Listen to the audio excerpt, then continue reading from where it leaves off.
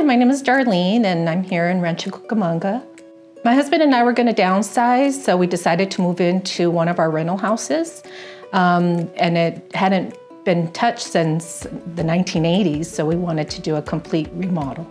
We found high-tech builders basically online, doing computer searches and comparing different builders.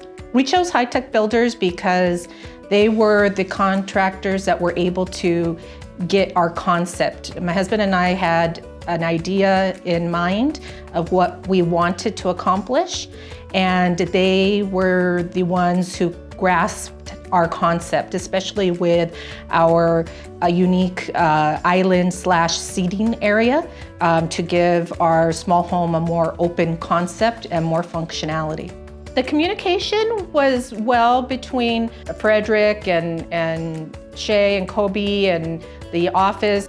Frederick in particular was able to grasp our concept and was able to plan it out and put our design to paper and then ultimately to fruition.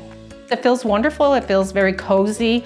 It's our vision that we wanted did come true, so we are very happy with the end result. Yes, I would recommend high-tech to friends or family members. The one thing that I found with high-tech is that they have very high standards of integrity.